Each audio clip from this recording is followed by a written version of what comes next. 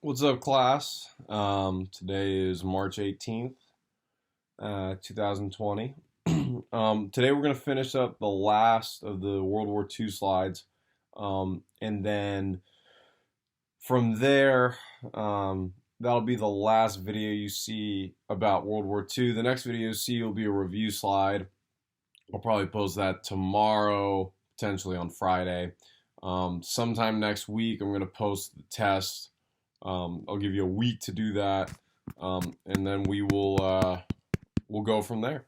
Okay, so let's go. We're gonna start from slides 41, and we're gonna go all the way to 61. We're gonna be covering the end of the war in the Pacific, and then we're gonna be going over the Holocaust, and then we're gonna go from there. Okay, so go to slide 41. Open up the Google Slides. I will give you a second to get there. If you need time, you can pause the video now. I'll wait a second.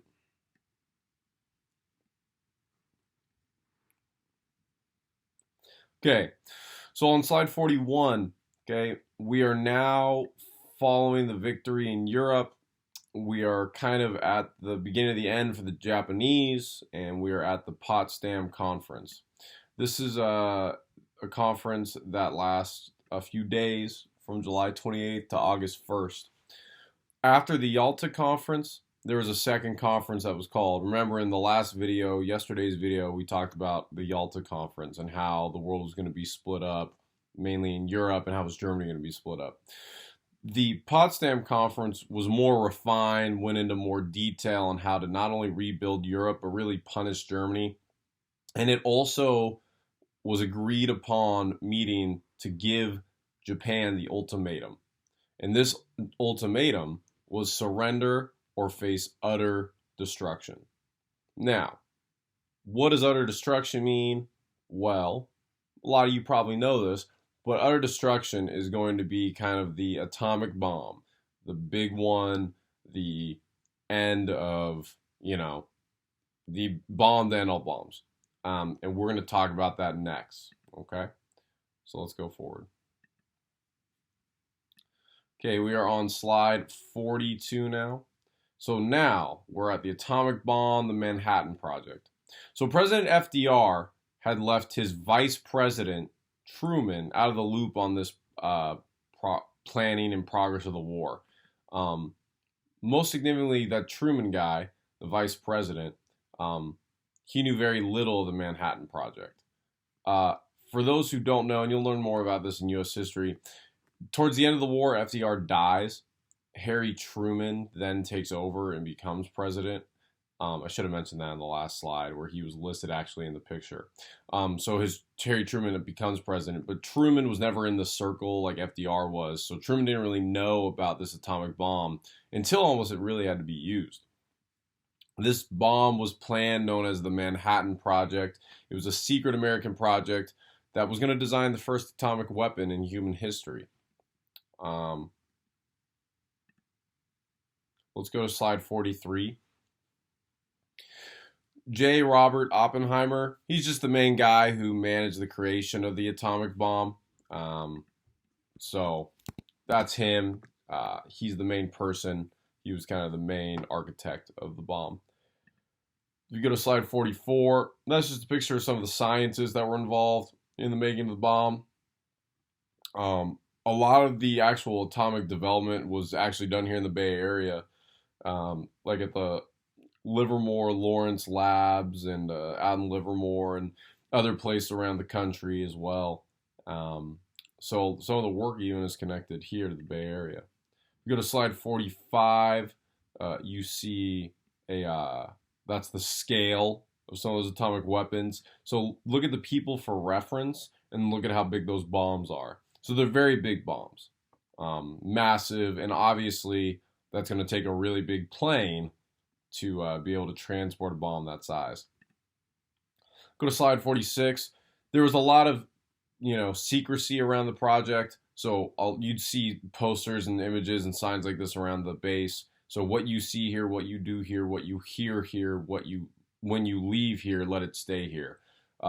Because if a secret like that had come out, and either Japanese or German scientists or intelligence have gotten word of it, they could have developed their own atomic bomb.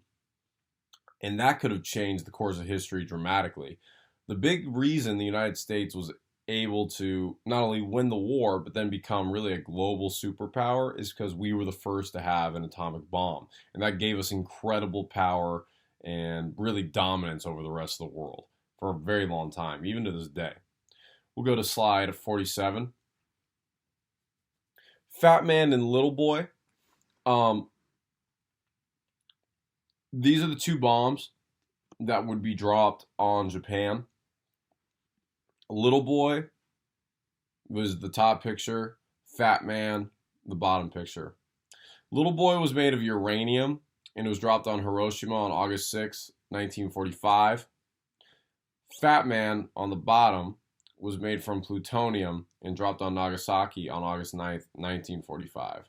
Now, if you notice the date, August 6th, this is only a few days after this Potsdam Conference. Japan kind of called the Allies bluff. The Allies were like, look, surrender or face utter destruction. The Japanese were like, no, we will never surrender. We'll fight to the very end.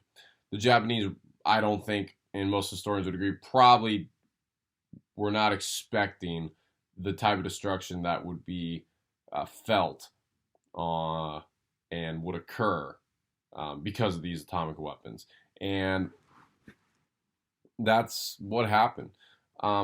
There's a lot of controversy around should the United States have dropped the atomic bombs and whatnot. Now, normally, if we were in class, I would show you a lot of videos. I'd show you a lot of pictures. We'd play around with maps. There'd be a lot more. But unfortunately, we can't do that. So I'm just going to kind of give you a brief overview of all that stuff. Pretty much it came down to this. Ultimately, studies show from multiple generals, military professionals, like mathematicians, all these people studied for a long time what would be the effect of an invasion of Japan.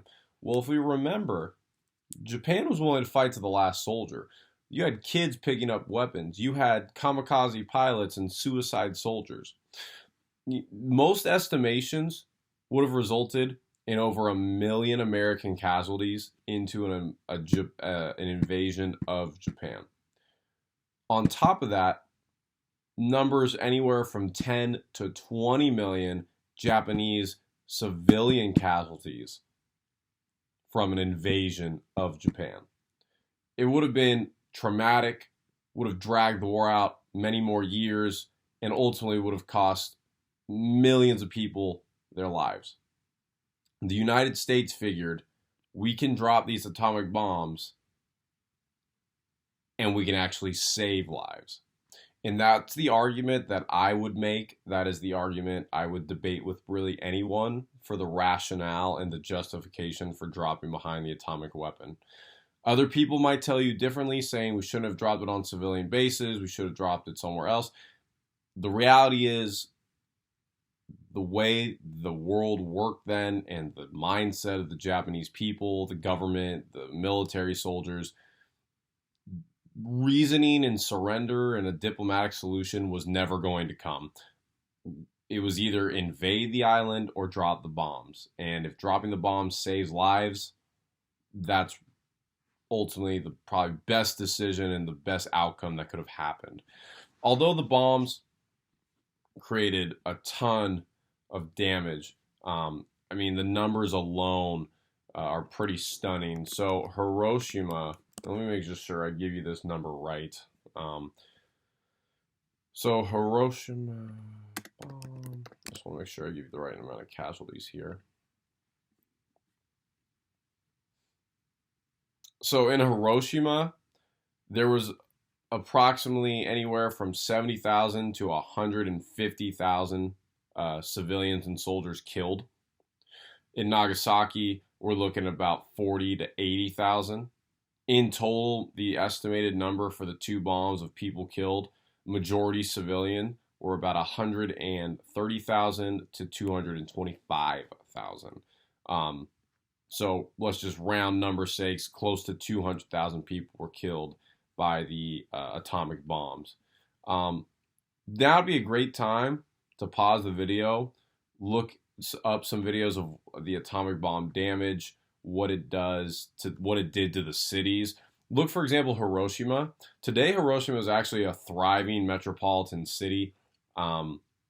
This is like the part where I dropped the Google Map guy and we'd play around. I'd show you, but again, I can't do that. And I'd show you the before and after pictures. But if you want to take a second and look at some of that stuff, I think it's just helpful to understand. So I'll pause just briefly and then we'll continue. Okay. So if you're looking at some videos of the, or playing around in Google Maps for those cities, that's cool. We're going to keep moving forward. Let's go to slide 48. So Japan surrenders the day of that second bomb when it's dropped.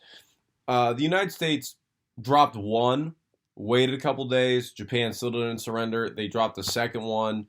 They waited a couple days. They didn't have to. Japan surrendered that day. That's why we dropped two. Japan didn't surrender immediately after the first one. And dropping two also sends a message. It shows that we have more of these available than just one bomb. So here we are in slide 48, and we finally see the surrender of Japan, September 9th, 1945. Japan signs a letter of surrender aboard the USS Missouri in front of Douglas MacArthur. Now, that ship is pretty significant because that ship was a ship that fought in the Pacific Theater. It did a great deal of service for the American military. It was sent off from Pearl Harbor, so symbolically signing the terms of surrender on a ship that was, pretty much shipped out of Pearl Harbor. It's pretty significant. The U.S. would then occupy Japan for the next 6 years when they finally allowed Japan to rule itself again after many years of economic, political, and societal changes. During that time period, Douglas MacArthur would be the appointed governor-ruler of Japan. The emperor was able to keep his royal title, although most of his government powers were stripped. This time period of where we alone control Japan has heavily influenced their culture and our relations. Today, Japan is probably one of our best allies, which is kind of ironic considering we dropped 2 atomic bombs on them. But they're one of our best allies in the world. And they're definitely our best ally in all of Asia. They are a pretty big economic superpower. A lot of that is because we have pretty strong economic ties with them. Sports like baseball are pretty popular in a country like Japan. A lot of American baseball players, would go over, and the soldiers would bring the game over, and they would play with the Japanese. And so today, Japan, outside of Japan, in terms of baseball popularity, Japan's probably, number 2 in terms of countries where they love baseball. So culturally, this period of occupation, about 6 years, drastically changed the culture of Japan. Kind of some fun facts, like when we finally left and Japan was allowed to rule itself, we pretty much helped develop their new constitution. In their constitution, to this day, they cannot declare war on anyone. So they're one of the few countries that has that in their constitution. But that's how much we influence and really played them and their constitution. So yeah, go ahead, slide 49. That just shows you the the officials coming on board the ship and the terms of surrender. Pretty cool colorized image. Slide 50. That's a famous image of a soldier kissing girlfriend, I don't know, maybe his wife. That statue is actually, there's a big statue of that in San Diego by a naval ship down there. We'll skip over 51. You can do that on your own. we're going to go to slide 52. Okay, so the war is over. Victory in Europe, victory in Japan. The world, has been saved from the evil tyranny. But there's one last thing that we have to talk about, and that's the Holocaust. And that's one of the most significant, darkest, terrifying, depressing, saddest parts of human history. It really shows the lengths and the lows, really, that humans can go to how we treat each other and how horrible and evil certain humans can be at times. And it's important that as we talk about this, we consider, as we've talked about before, how did this come to be? What was the rationale behind the Holocaust? And what are the ramifications of that? And that's where we're going to go here for the rest of the slides. So on slide 52, we're going to talk about the Holocaust. Pretty much lasts from the early time of when Hitler takes over up until the end of the war. 6 million Jews is the estimation from Europe were killed by Nazi Germany. Usually in forced labor camps, sometimes just in blatant disregard for human life, just randomly going up and shooting Jewish people without punishment. And yeah, I mean, it was just blatant disregard for human life. Another 11 million Polish communists, physically, mentally ill, gypsies, homosexuals were also killed as well in similar ways. It's often considered to be the worst human atrocity in world history. We'll go to slide 53. So in the beginning, the early targeting of the Jews, if you remember from the video, they kind of talked about this, the one about the rise of Hitler and the Third Reich. Jews have always kind of been targeted and blamed for problems of the world. This goes back if you ever did Sunday school as a kid, or if you ever heard the story of Moses, let my people go, the Egyptians and the Israelites, right? Pharaoh enslaved the Israelites, and even there are hundreds of more stories of Jews just being targeted. Again, a lot of the Jews were thought to have worked in the banks or worked in finance, and when there was a global economic collapse, right, the Great Depression, a lot of the Jews were blamed because they mismanaged the money. It's their fault. They were the ones in the banks, which isn't true. The Jews were affected just as much by the Great Depression as any other demographic. But that was the propaganda that Hitler and the Nazi Party definitely put out there. The first big inaction of oppression that occurred for the Jews was the Nuremberg laws. It prevented Jews and Germans from marrying or having intercourse. So right there, it's targeting kind of their ability to, quote unquote, damage the bloodlines, right? Because Jews were thought to be subhuman. Let's go to slide 54. Here you start seeing, propaganda that would be placed around in Nazi Germany. So you see the piece on the left. It's in German, it's defining the enemy, and it's the Jew. It also plays on the characteristics and stereotypes of Jewish people. So rounder features, large nose, the hairstyles, the gold stars of David, rounder faces, racial character stereotypes of Jewish people. Right, so the piece on the left shows that the United States, United Kingdom, Soviet Union, defining the enemy, the Jew, is a part of that as well. And then on the right, it's the scourge of the earth. It shows this kind of larger-than-life Jewish figure with a whip being the scourge of the earth. And propaganda pieces like this were shown across Nazi Germany. We'll go to slide 55. Kristallnacht. This is in November 9th, 1938. This was the big first significant rise in violence against Jewish people. Kristallnacht is translation for the Night of Broken Glass. Earlier in the day, a German diplomat was assassinated by a German Jew. And that German Jew was upset, obviously, at what was happening to the Jewish people in Germany.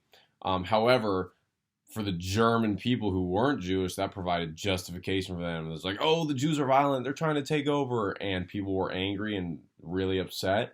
And that night, Jewish businesses and homes and places of worship were destroyed. So you see on the right, we have businesses. The top right image is a synagogue that's completely destroyed. And it was a huge event that showed, the German people, not just the soldiers and the citizens, but not just the soldiers or government officials, but the citizens were willing to enact violence against Jewish people. And it was widespread across Germany. Very widespread. So that's a significant event as well. Go to slide 56. We get the Jewish ghettos. If you watch the movie The Pianist, the majority of that movie, in fact, the entire movie, takes place in the Warsaw Ghetto. So when you guys think of the word ghetto, you probably think of like the worst parts of Hayward or like Oakland or etc., right? But the term ghetto back then is different. Ghettos were separated places of cities. It's where Jewish people were placed in the ghettos. The ghettos were cut off. They were packed. They were densely populated, limited supplies and resources. So a lot of people would get sick because they were so close to each other. Because there wasn't enough resources, they often had to fight over the limited resources. People would starve to death.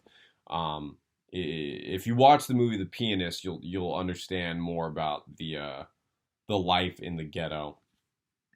Slide 57 shows you life in the ghetto. I'll warn you that both these videos are going to be, slightly graphic because they depict what life was like in the ghetto, but I suggest you do watch them. So now's a good opportunity to pause and watch the two videos, and I'll wait for a second, and then we'll continue on to slide 58. Okay, so we're moving on to slide 58 now. You probably saw those two videos. Sad, tragic. It's almost hard to believe that it actually happened, but it did. And that violence and the quarantining of the Jews in certain areas was the beginning for where we're at is slide 58, which is the final solution.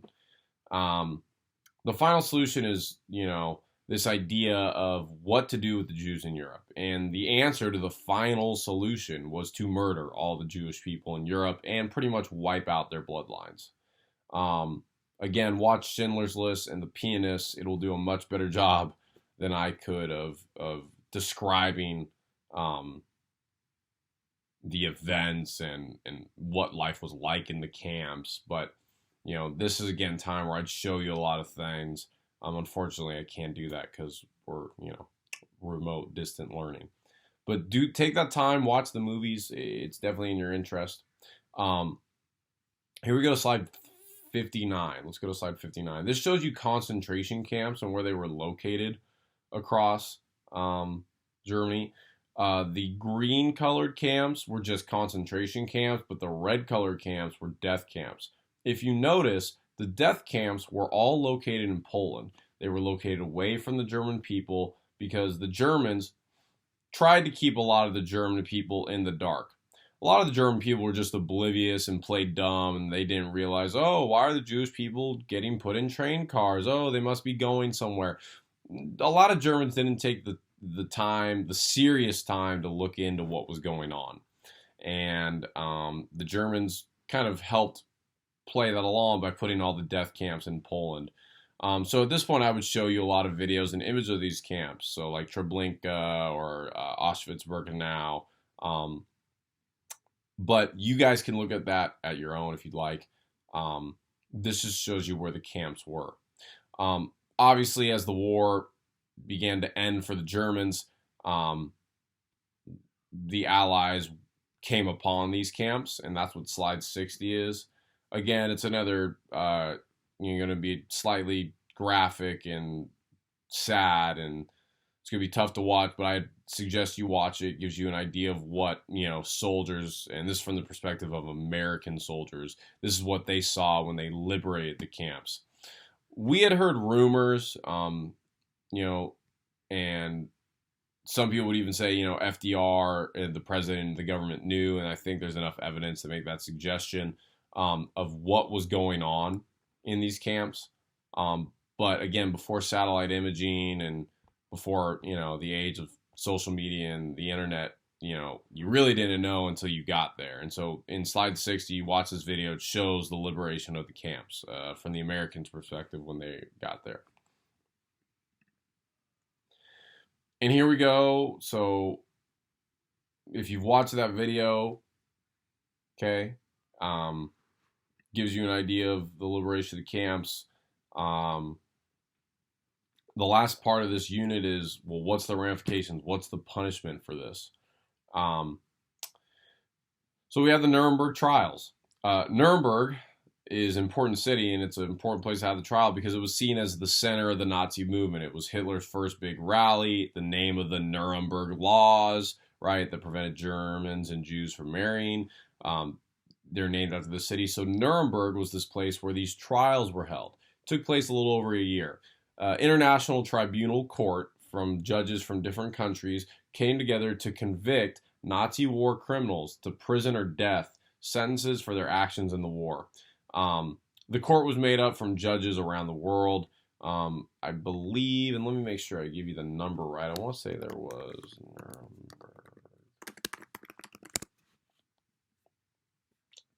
Where are we at here? I'm trying to see how many people were put on trial. I want to make sure I give you that right number. Nuremberg trial cases.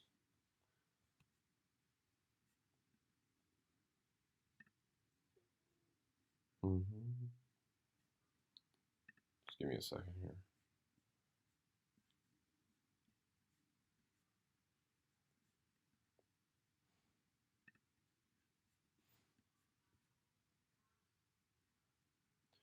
There were, here we go. Oh, found it.